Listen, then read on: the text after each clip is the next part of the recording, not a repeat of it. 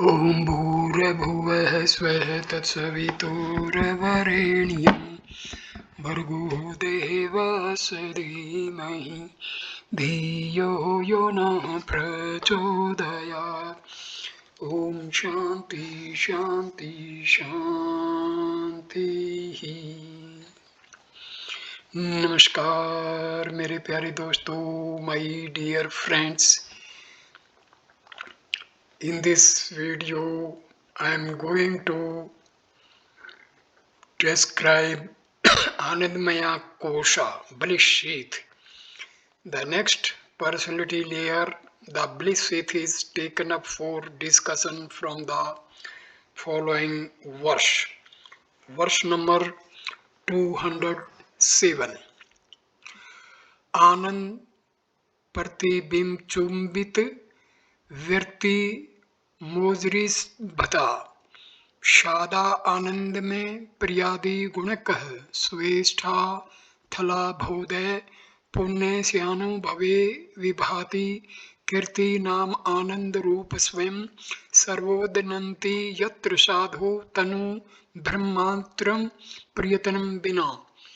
The Anandmaya Kosha, bliss sheath, is that modification of nescience which is kissed by a reflection of the Atman, which is bliss absolute.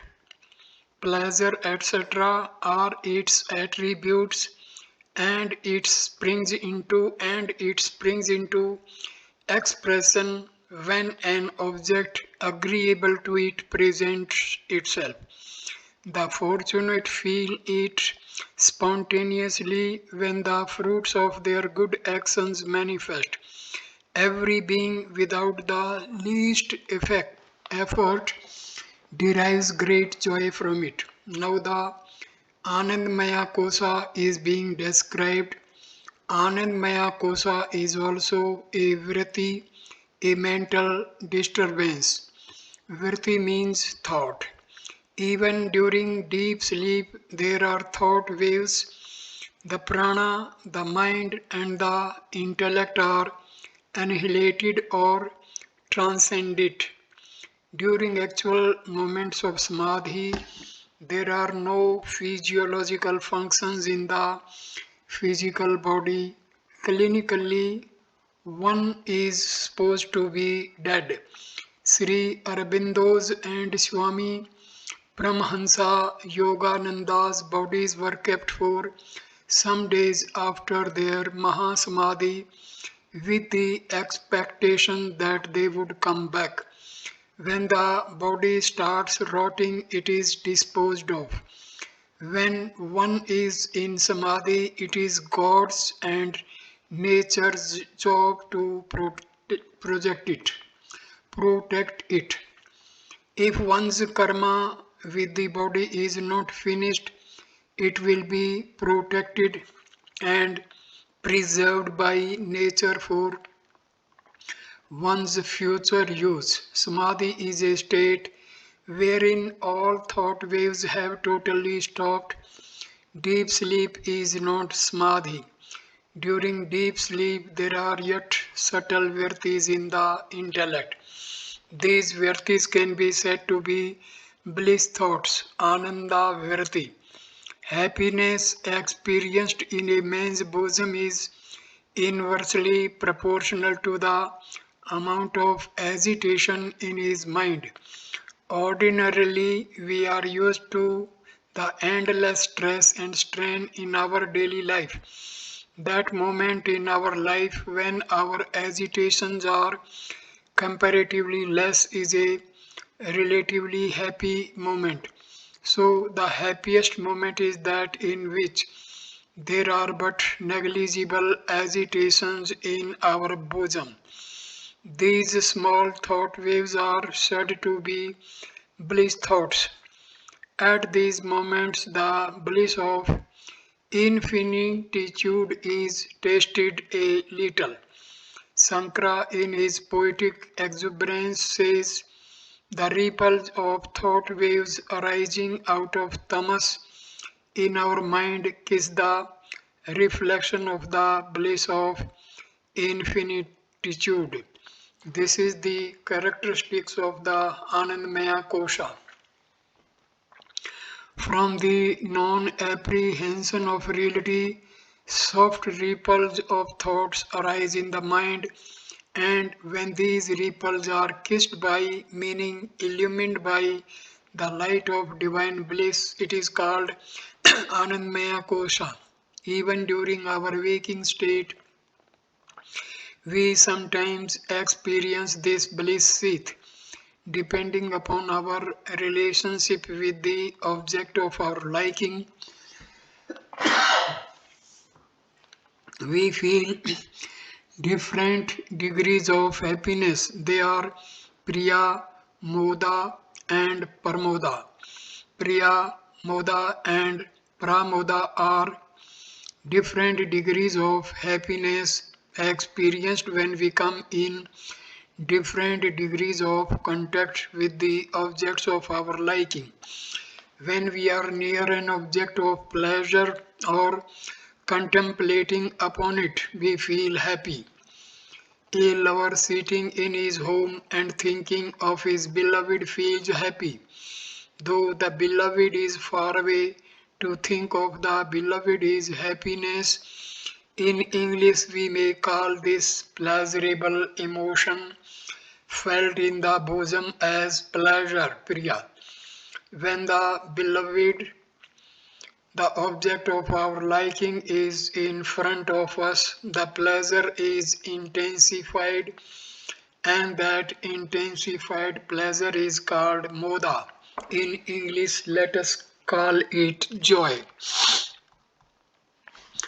And when we are actually indulging in or enjoying, when the object of our pleasure is in our possession, that pleasure is naturally most intensified.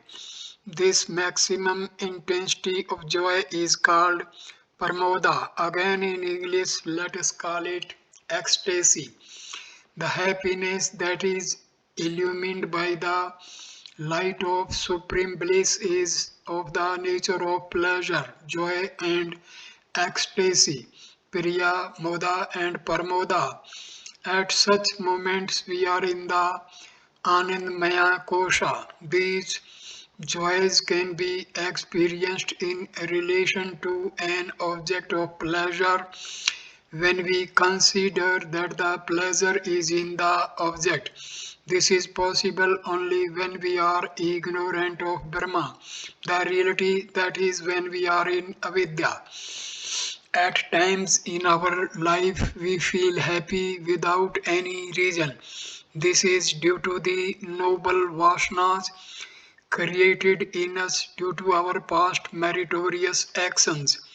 Merit, punya, and sin, papa, are determined by the condition and the type of vasanas in us. The vasanas that create more and more agitations in the bosom are termed as papa, and those creating peace and serenity in the mind are called punya.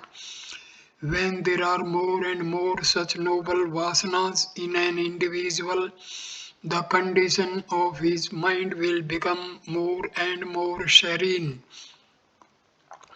When there is more calmness in the mind, more joy is sure to be experienced. We see a Mahapurusha sitting down under some tree, shivering with cold to his very toes, not knowing where his next meal is to come from, yet supremely happy, even hilarious. This joy is from the punya in his heart. Whenever such joys are experienced, one is in the Anandmaya Kosha. The bliss seat consists of non-apprehension. There, there is therein no positive experience of joy. What is experienced in this state is only the absence of sorrow. Very few in the world know what joy is.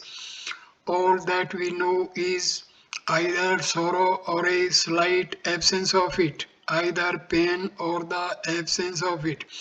But real joy, very few of us know real joy is nothing but the experience of Brahma, Ananda Ghana. Real homogeneous bliss, Ananda, is the nature of Brahma. We do not experience that. At best, we experience only a relative absence of agitations. This is called the bliss seat. Stanza number 208. आनंद में कोशिश से सुसुप्तौ सपुति रुत्कटा स्वपन जागरो उद्दिष्टम दर्शनादिना.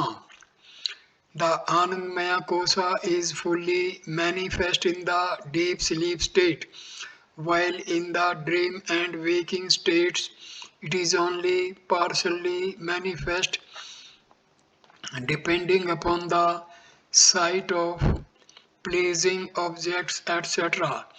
The Anandmaya Kosa is fully manifest in deep sleep.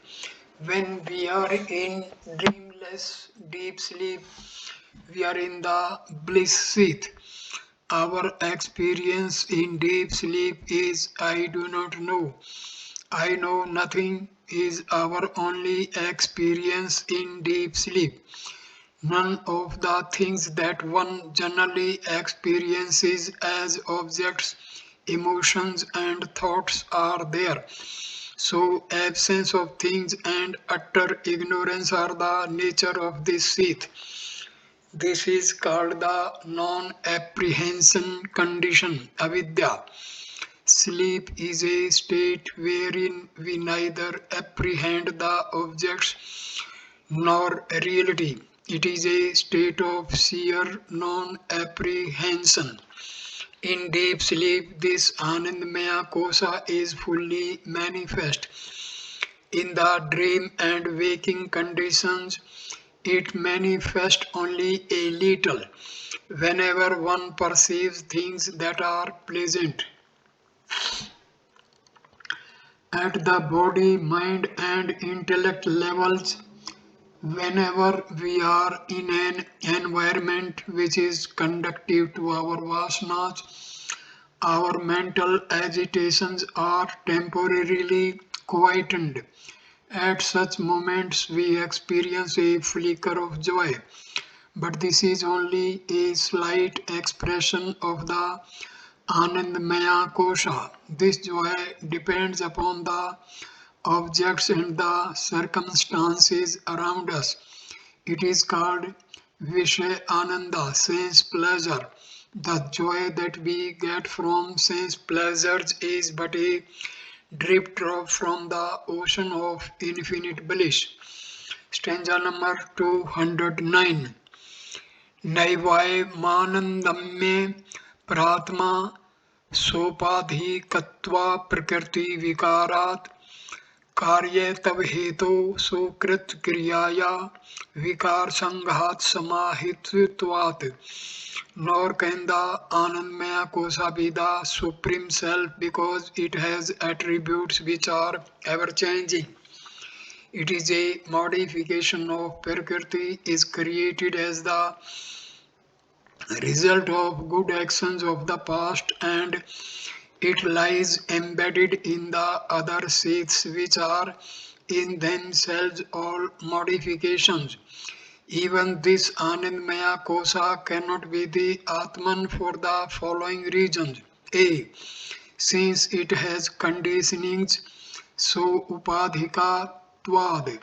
It is limited, conditioned, it is not constant. At certain moments, this experience is available, and at other moments it is not. So the bliss seat cannot be ever present self. B.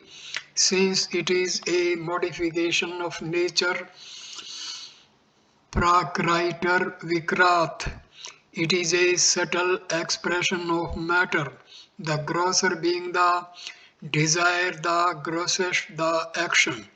The bliss seat consists of the causal body made up of vasanas. They too are modification of matter as the BMI, and so the bliss seat also cannot be the modifications Atma.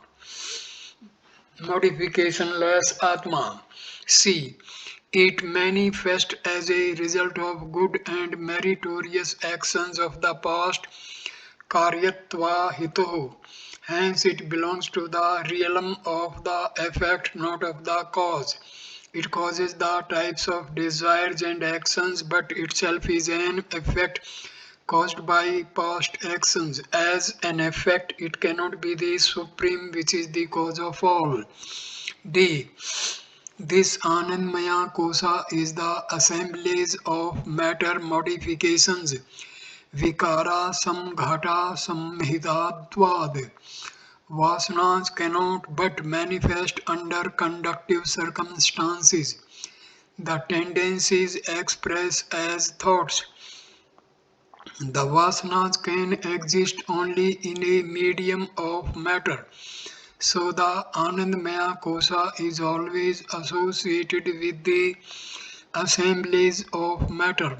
Naturally, therefore, it is held in a mass of thought vibrations, and this assemblage itself is a modification.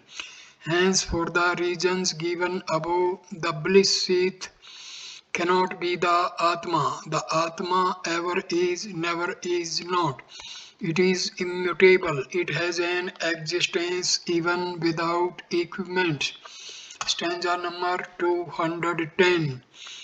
Panchan पंचानाम अपि कोशानाम निषेधे युक्तितः श्रुते तन्निषेधावधि साक्षी बोध रूपे वशिष्यते. When the five seats have been negated through reasoning based upon authoritative scriptural text, then at the acme of the process what remains is the witness knowledge absolute, the self. So far we have inquired into and found the activity, nature and functions of the five koshas: the food, the vital air, the mental, the intellectual and the bliss seats. Having inquired into them, we found that none of them could be the reality, and hence we rejected them all.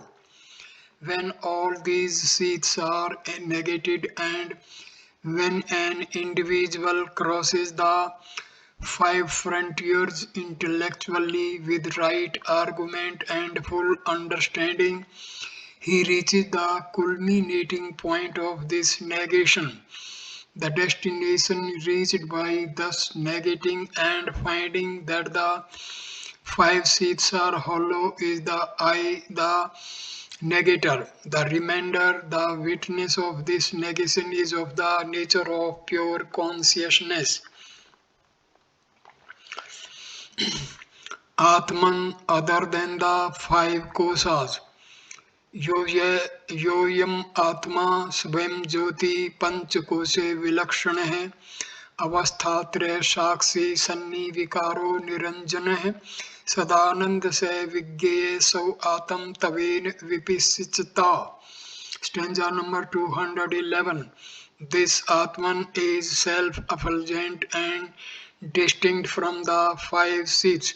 It is the witness of the three states, is real, is without modifications, is unsullied, and bliss everlasting. The wise man should realize it as his own self. When we negate all the five seats through close observation, intellection, and meditation, what remains is the self-effulgent Atman. It is known by itself. The self-effulgent is something other than the five seats. It is that illuminating factor which remains a witness of the three states of consciousness: the waking, the dream, and the deep sleep. It is the changeless substratum for all the changes in the BMI. They are all illumined by the Atman, which does not itself undergo any change. The Atman is immaculate, meaning it is untainted by the qualities of Sattva, Rajas, and Tamas. This changeless ultimate truth is to be known. It is to be known not as an object outside but as one's very own nature. Atma Tavena. The wise student should not only negate the Panchakosas but must come to realize that which is behind them all, not as an object yonder but as his own self. Stanza number 212. What is Atma? Disciple asks a question. Sisya Uvacha. Stanza number 212. Mithyatven nisiddeshu kosusvetesu panchasu sarvabhavam vina kinchin pashyambyatra he guru vigyayam kimu vastuvasti sva sav atam mana atam vipisachita. The Sisya asked after negating these five seats as unreal, I find nothing but an absence of everything. O revered teacher, by which entity then should the wise man realize his oneness with the Atman? On the basis that all the five seats are delusions, when I negate them, I find a state of sheer non-entity, a total absence of everything, an empty void, cries out the disciple. This is the despair of the intellect when spiritual ideas are merely thought of by it. This is where the nihilists among the Buddhists reached and cried out that this experience of total annihilation and complete negation of everything is the reality. They insisted that pure non existence is the ultimate truth. And yet, in the above verse, the teacher said, what remains is to be known by the wise man. The disciple questions here, O Guru, when there is a total negation of everything, then at the end I find only a void remaining. I find not there. What then is to be known by the wise man? The Buddhistic ideology is being taken up here in the form of a question from the disciple. The teacher answers in the following verses. Nature of the self discussion. Gururvacha. Stanza number 213.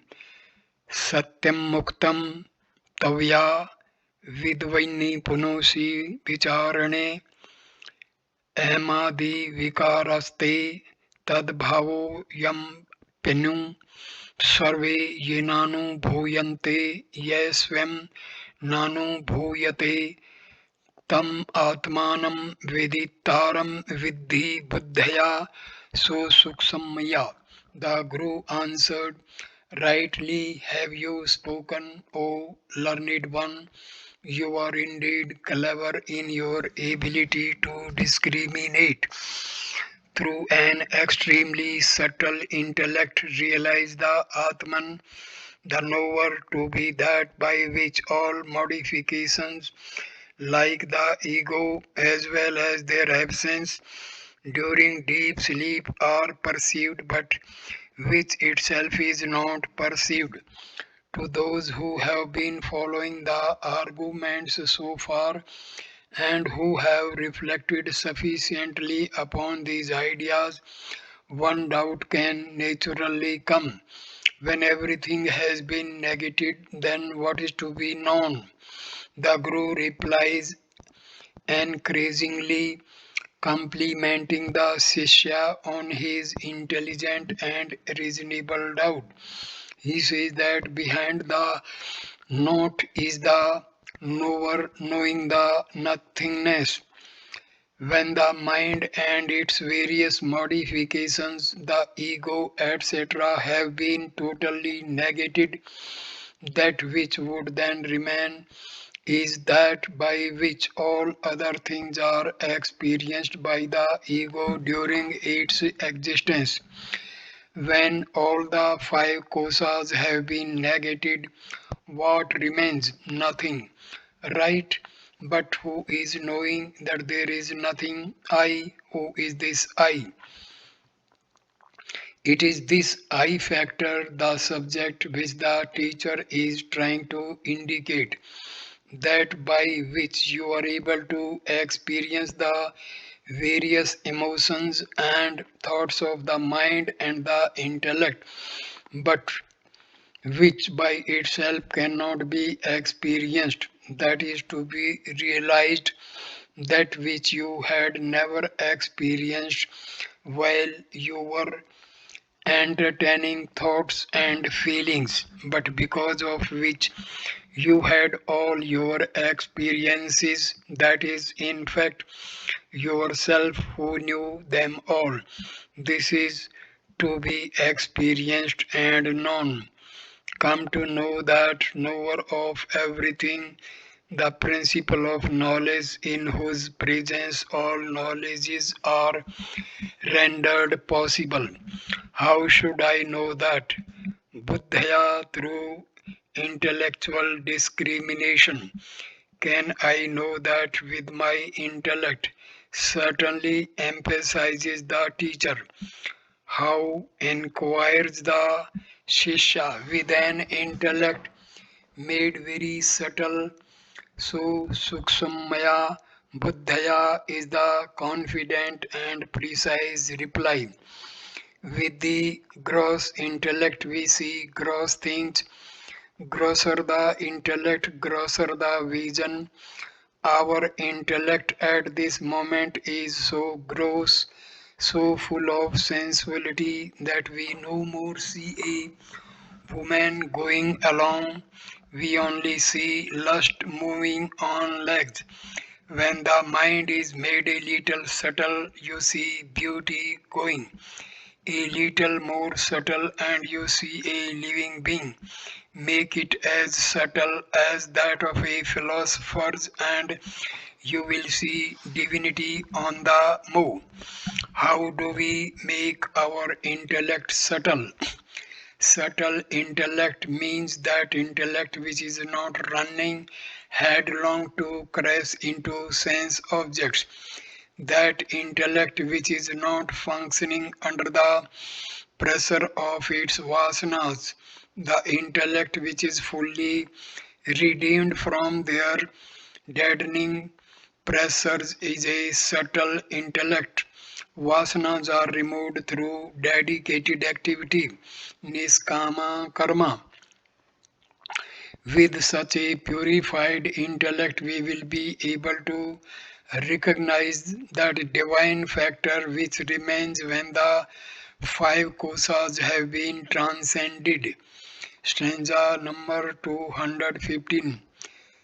Tat saksi tat saksikam bhavet tat devena bhuyate kasya apan anubhutarthe Saksitvam no pujyate, that which is witnessed by something else has the latter as its witness. When there is no entity to witness a thing, we cannot say that it has been witnessed at all. The student might not think, all right, then I am the witness. That is, the consciousness is the witness of everything that is happening. So the Guru now clarifies the idea already expressed by him for fear that the subtle suggestions hinted at by him could be misconstrued by not yet disciplined intellect of the student. We can say a thing is a witness only when it is experiencing something, but when there is no experience at all, the Atman cannot even be called a Saksi. A witness is with reference to some definite sets of experiences. In the realm of world consciousness, when it is having the experience within and without, it can be called as a witness. Then it can be a witness of things happening. But when all the happenings are removed, there cannot be any witnesshood. The witness itself becomes the reality. That which was a witness while things were happening is itself recognized as the pure nature of absolute truth. Stanza number 216. असो स्वसाक्षिको भावो यतः सवेना अनुभूयते अतः परम स्वयं साक्षात प्रत्यगात्मा न चेतरः. This Atma is a witness of itself, for it is realized only by itself. Hence, the Atman itself is the supreme Brahma and nothing else. The consciousness, the Atma, can only be said to be a self-witness, Savasakshi. We cannot say that it is a witness, say with reference to the parade of experiences within and without. As long as there is the world and the sun, one can say that the sun is the illuminator of the world, but if the world itself is wiped out by some cosmic convulsion or collision, the sun can no longer be said to be the illuminator of the world itself being not there to be illumined by the sun. Similarly, the consciousness is a witness of all that happens at the body, mind, and intellect levels. When the body, mind, and intellect as equipments are no more functioning, there can be neither inner nor outer experiences. When the self cannot be the Sakshi, what can it witness? All that can be said is that it realizes itself. Sava Sakshi. This Atman itself is the Supreme Self. This life in each one of us is the same life everywhere in the whole universe. The realization that the self in me is the self everywhere is not a different process of realization. After experiencing the self in me, I need not take up another sadhana to realize the self everywhere. When I move towards the self, the pluralistic phenomenal world of perceptions suddenly ends, and where it ends, there is the experience of consciousness alone, which is the witness of itself. It is a peculiar experience. Unlike all other experiences, it can be had now here in this very body. With the body, mind, and intellect, we get experiences of things other than ourselves within the web of subject object relationships, where the subject and the object have merged to become a homogeneous one, a knowledge wherein there is no object for knowing other than the self. There we have to admit that this knowledge, jnana, knows itself. Here the subject and the object have become one and the same. What is called the experience of Brahma is becoming Brahma. When a dreamer wakes up, he becomes the waker. Similarly, the limited individuality at that moment becomes Brahma, and so there is not even the role of a self-witness Swasakshi. Stanza number 217.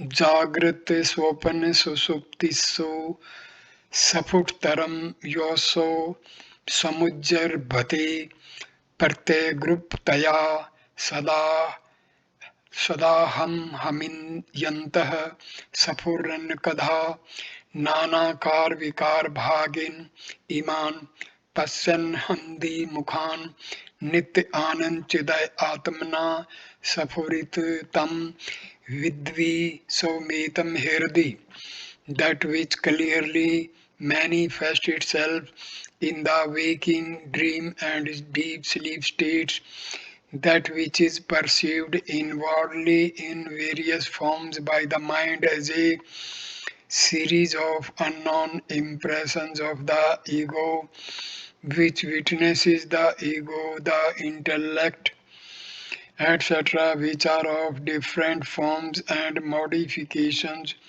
which is felt as existence, knowledge, bliss, absolute. Know this Atma within your heart as your own self.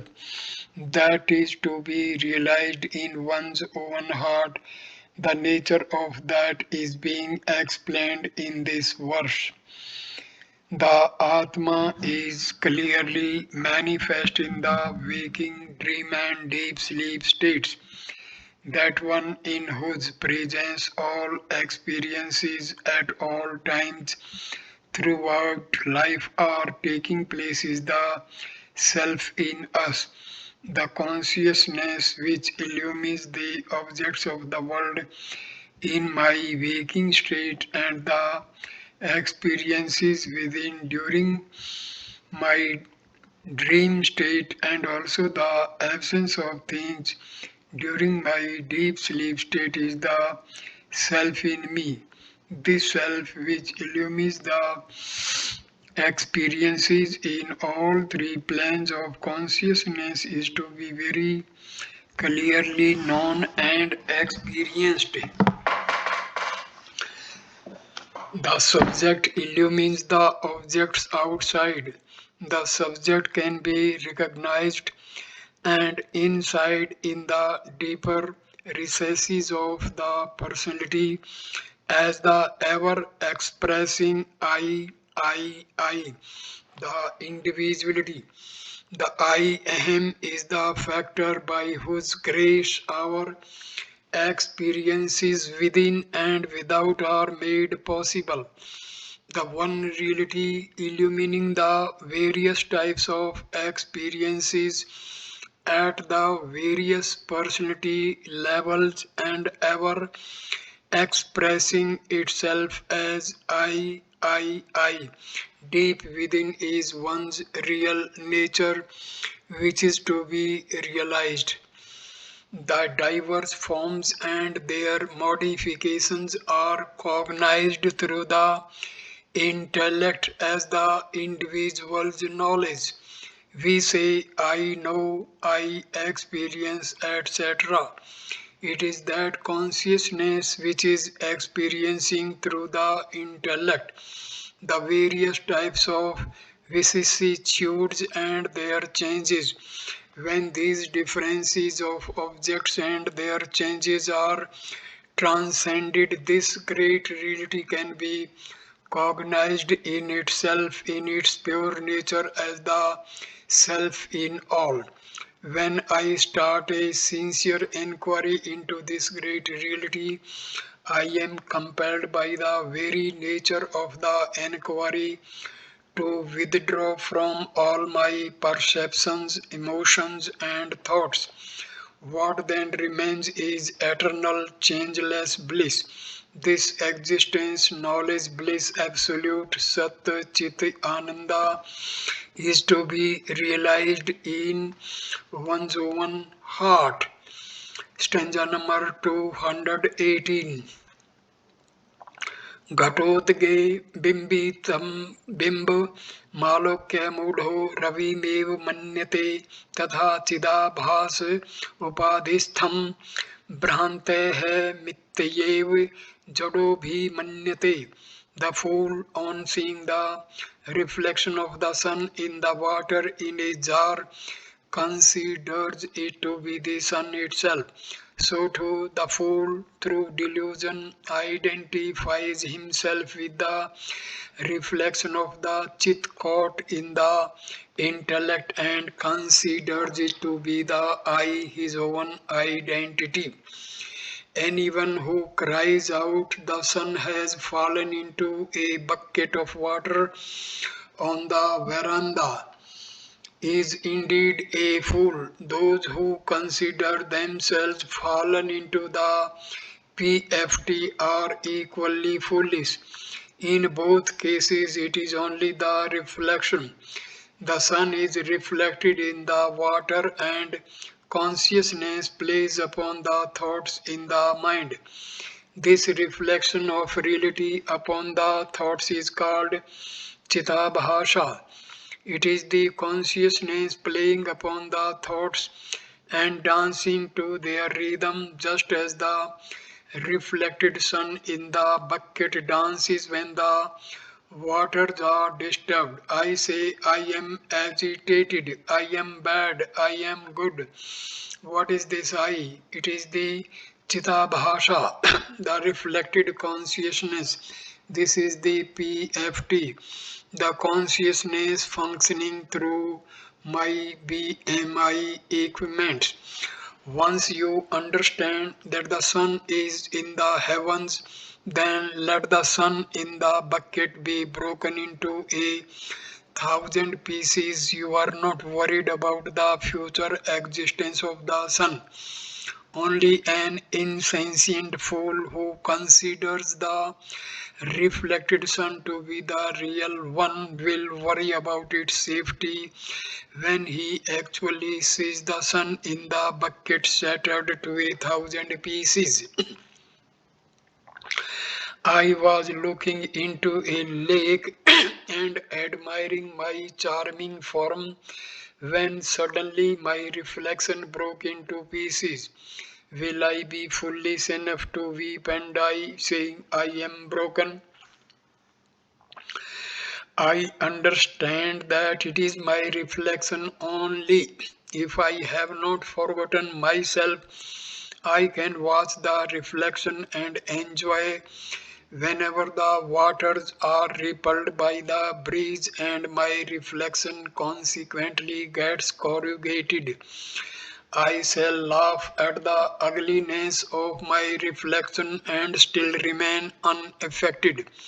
But if a fool has forgotten himself and has identified himself with his own reflection, he will suffer when he directly perceives himself to be squeezed out of shape in the restless waters by some cruel breeze created by an unmerciful and blind God. Stanza number 219. Ghatam jalam tadgat mark bimbam vihaye sarvam vinirikste tarkah tatastha etattitre bhavbhasakah swam prakasho vidusa yatha tatha. The intelligent man leaves aside the jar, the water, and the reflection of the sun in it and sees the self luminous sun. So too the wise realizes the self luminous reality which illumines these three and recognize it as independent of them all. When we perceive the reflected sun in a jar of water, there are three things: the jar, the water in the jar, and the reflection of the sun in it. As long as our attention is on the reflection, the real sun is not perceivable. In order to see the sun, we will have to lift our eyes high up from the jar, the water, and the reflection. In the sun, there is no jar, no water, and no reflection. These three are symbolical examples to help us understand the play of the self. This is called Tatastha Lokshana. You know the sun to be without the jar, the water, and the reflection. If you are told these, the house on which the crow is sitting is Sri Gopal's residence, then every time you pass by, you don't look for the crow, do you? Once you know the house, the crow becomes dispensable. In this case, the crow is only a convenient, temporary, extraneous factor which helped in the first instance to distinguish Gopal's house from the array of all other houses. This method is called Tatastha Lokashana. The crow is no part of the house, but it helps us to distinguish a particular house. The crow is Tatastha. Once you know the sun, you will understand that it is the illuminator of the jar, the water, and the reflection. Nobody need illumine the sun. It is self-effulgent. It is its own light. In the light of the sun, all other things are illumined. Similarly, the wise man realizes the self. Apply the analogy subjectively to your own life and contemplate jar, the body, water, the thoughts, the reflected sun, the ego, the sun in the heavens, the supreme reality which illumines all these. Stanza number 220. Deham dhiyam चित प्रतिबिंबम एवं विसर्जय बुद्धौ निहत्तम गुहायाम दुष्टारम आत्म आत्मान खंड बोधम सर्वप्रकाशम सद्दूली लक्षणम. Stanza number 221. नित्यं विभुं सर्वगतं सुसूक्ष्मं मन्त्रबहि शून्ये मन्य अन्य आत्मने विज्ञाय सम्यग् निज रूप मतेत पुमान् विपापम्मा विरजो विमृतुः. Stanza number 222. विशोक आनंद घनो विपश्चित स्वम कुतस्तिचन्न विभेति कश्चित् नान्यो अस्ति पंथा भवबंधा मुक्ते बिना सवतत्वा अगम mumukshu. So too, leaving aside the body, the intellect and the reflection of chit in it are realizing in the cave of the intellect, the witness, the self, which is knowledge absolute, which is the cause of everything, which is distinct from the gross and the subtle, which is eternal and omnipresent, all pervading and supremely subtle, which is without exterior or interior, which is the oneself. By fully realizing this, one becomes free from sin, blemish, death, and grief, and becomes the ocean of bliss. Being illumined, he is not afraid of anyone. For him who seeks liberation, there is no other path to break away from the bonds of transmigration than realizing the truth of his own self. The analogy given in the previous verse is elaborated in these three verses and exhaustively explained. As said above, the sun in the heavens can only be seen when one's attention is diverted from the pot, the water, and the reflection of the sun in it. Similarly, in our subjective life, when the attention is turned away from the BMI, we can realize Brahma, the reality. Diverting the attention from the body, the intellect, and the reflection of chit in it, come to experience the supreme reality which is in the cave of the intellect. In the cave of the intellect means that which is not even the intellect but that which is the essence in the intellect. Therefore, the self is that which is the intelligence in the intellect. What is to be seen in the cave of the intellect? Drashtaram, the seer, not the seen. The seer without the objects seen, meaning that one which illumines everything, which is your very own self. Atmanam, in your own self. What is its nature? This is exhaustively discussed now. Of infinite knowledge. Akhand Bodham, that because of which all other knowledges are possible, is called pure knowledge. This is the objectless awareness. It is knowledge which is unbroken, akhanda, not the knowledge of things, but the knowledge which illumines all other knowledges. Ever effulgent, sarva prakasham, illumining everything and also the absence of things. It ever is, never is not. Neither has it form nor is it formless. Sad asad vilakshanam, neither gross nor subtle, it is beyond the form and the formless. It is the knowing principle of both the gross and the subtle. The knowledge of the gross and the subtle, of the form and the formless. The knower must be something other than the known. Eternal, nityam, that which is changeless, not conditioned by time, space and causality. All pervading, sarvagatam. Pervasiveness indicates subtlety. The self pervades all and nothing pervades it.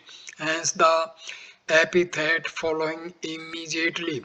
Subtler than the subtlest. Suksamam.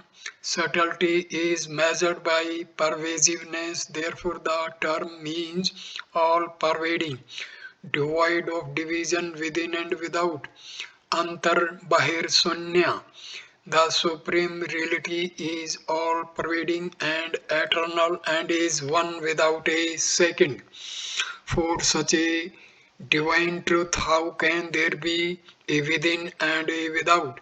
Within and without of what? It is homogeneously present everywhere at all times in all circumstances, not different from yourself. Anyam Atmanah, it is not to be recognized as an object existing and functioning somewhere outside. It is not other than the self. We have to identify ourselves with this supreme reality. Having clearly understood this great truth as one's own self, one becomes rid of all mental agitations. When we understand a thing as we understand ourselves, there will be no trace of doubt about it in us. Even if the hundreds of people were to come and tell me that I was Swami Govindananda, will I ever have any doubt as to who I really am? Should such a thing happen, I would say there is definitely something wrong with them all. If many people say something contradictory about any other thing, I may have doubts about it, but never can there be any doubt about myself. So firmly rooted must become the knowledge of the self. This is not merely because the teachers of the Upanishad says so, but because I know it. We must come to live it every moment of our lives. Such a man of merit who has known thus gets rid of all his sins, Papa. Sin is the negative vasana which creates agitations in the mind. Such a man becomes taintless. Even the good vasana should be got rid of. Vasanas, good and bad, both are taints in the personality. In Brahma, the reality, even good vasanas are disturbances from the standpoint of supreme peace. Parama Shanti, even merit punya is relatively bad Asian Papa. He becomes free from death, vi mrityu. Death means the principle of change. His experiences are thereafter not through the body, mind, and intellect. These equipments are constantly changing. Therefore, the experience gained through the BMI are not permanent. Every such experience must die. The man of realization lives not upon these finite experiences, hence he is free from change. When one has realized the infinitude, he no more experiences the world through these equipments. So he has no experience of finitude. He is free from all vasanas, negative and positive. He no more lives in the realm of the mind. Indeed, his experience is of the infinite alone, without any grief. Visoka, never can any sorrow ever reach him. The body, the mind, and the intellect are the three cancerous ulcers that pour forth the pus of sorrow into life. When these three are transcended, there can be no more agitations or disturbances. The pauseless calm and unbroken serenity of the pure Brahma, the Absolute, is no more affected by anything in life. Not only is there no pain, but there is a positive joy, Ananda Ghana. A passive state of the no pain condition is not the state of spiritual realization. In deep sleep with a bottle of whiskey under chloroform or while swooning, also there is no pain. In these cases, neither is there any pain nor is there any lasting joy. But spiritual realization is a state in which not only are you affected by the imperfections and sorrows of the BMI, but you experience the infinite as a homogeneous mass of everlasting happiness. Ananda Ghana. At the BMI level, experience of a homogeneous mass of happiness is not possible. All experiences at our present level of consciousness are because of some object. The pure bliss, Ananda Ghana, is objectless. The self-illumined sage Vipaschit is he who has known all that is to be known. There is nothing more for him to know. He therefore has no fear at all. At the BMI level, there will always be a fear for security. Security of ideas and emotions, health and objects of attachment. A man who has transcended the BMI level has no fear whatsoever at any time, at any place, under any situation, other than knowing the essential reality which is the core of one's personality. There is no path for liberation from the bondage of becoming. There is no other way to get out of the entanglements of change. Those seekers who have a burning desire for liberation must try to know their real essential nature through a direct and immediate experience. Stanza number 223. Brahma भिन्नत्व विज्ञानम भवमोक्षस्य कारणम येना दिव्येमानंदम ब्रह्म संपद्यते बुद्धि. The cause for liberation from transmigration is the realization of one's identity with Brahma. By means of this, wise men attain Brahma, the one without a second, the bliss absolute. Theoretical book knowledge is called Jnanam, but a full subjective experience is called direct knowledge, Vijnanam. It is not a mediate knowledge, it is an immediate knowledge. The personal experience of one's identity with Brahma, the experience that the self in me is the self everywhere, is the cause for liberation from the phenomenon of becoming. The experience of the merger of the life in me with the life universal alone can remove the bondage of transmigration. We at present have the knowledge, jnanam, that the life in us is the life manifesting everywhere. We know it from books. We have a vague intellectual appreciation of it. We can even convince others. But personal experience, Vijnanam, is not there. Brahma, the life spark in each one of us, is one without a second and is of the nature of all bliss. A man discriminative intellect alone can realize his spiritual identity. A dreamer only when he wakes up can realize the non-dual without a second waker in him. A bliss in duality is known to us all. The bliss arising out of the enjoyment of objects other than us, sense pleasure, is known to us all. But the bliss of realization is not because of any objects. It is Brahma Ananda, the very nature of Brahma. Wise men experiencing this bliss of the self, which is the self present everywhere, transcend all possibilities of transmigration. Stanza number 224. ब्रह्मभूतस्तु संसर्तै विद्वाना वर्तते पुनः विज्ञात व्यमतः सम्यक ब्रह्मा भिन्न आत्मानः.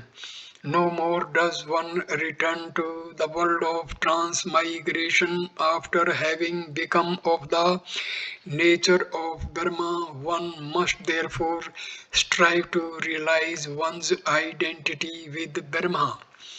Become Bhutam. Brahma Bhutam is an idiom used in the Gita. One who has become of the nature of Brahma. At present we are but masses of matter, Bhutam. It is like a river which flows into the ocean and there comes the ocean itself.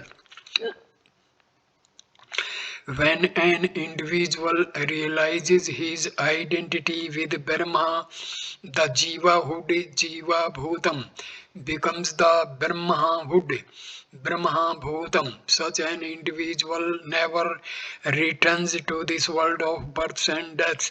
He does not come back to live in the world of time, the world of change. Even if he does, he knows that they are all in him, not he in them. Therefore, this is to be personally experienced. One has to be established in the experience of Brahma. Stanza number 225. Satyam Jnana Anantam Brahma Vishuddham Pram Savtah Siddham Nitya Anandayikarsam Pratyak Bhinnam Nirantaram Jayati. Brahma is existence, knowledge, absolute, extremely pure, transcendental, self-existing, eternal, indivisible, bliss, not essentially different from the individual jiva and with no differences within or without. It is ever victorious. Terms indicating consciousness are given in this verse. They are repeated many times in the textbook. A correct knowledge of these terms help us in meditation. truth or existence, satyam, that which remains the same in the three periods of time, past, present, and future, is called truth. Knowledge, jnanam, the consciousness because of which all other knowledges are possible. This is knowledge itself, not knowledge of a thing. Endless, anantam, endless because it is eternal and because it is the truth. Also endless because it is without any beginning, so it is absolute. Satyam Jnanam Anantam Brahma. This is the Upanishadic definition of truth. Truth, knowledge, absolute, that which is permanent and endless and functions in the intellect as the knowing principle is the supreme reality. It serves only as one blazing consciousness at all times, extremely pure, Vishuddham, transcending all matter vestures. A thing is said to be pure or dirt-free only when there is no other thing in it than itself. In its subjective application, the term comes to mean a person without vasanas,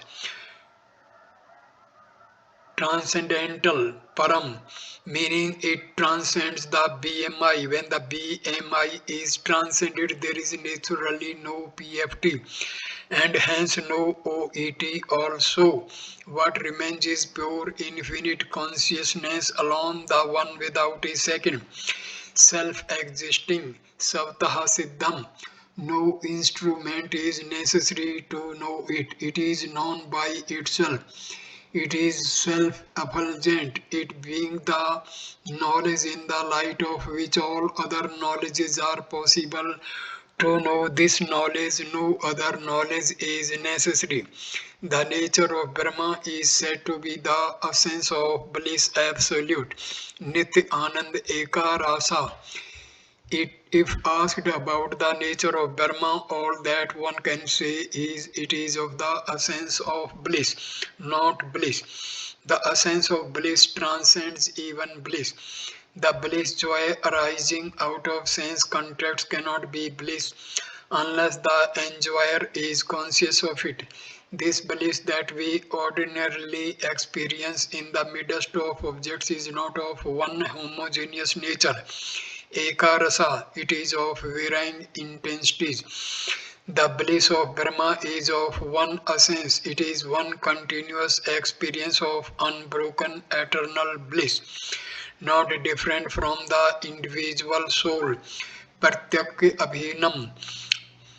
Brahma is not anything other than the self. It is the very Atma, the self ever present in every one of us. Ever victorious, Jayati, it gloriously lives in the bosoms of all. It wins victories over all other layers of matter which must in their finitude decay and perish. So I complete this video at this stage. Next video will start with stanza number 226, all manifestation of absolute. Thank you. Namaskar.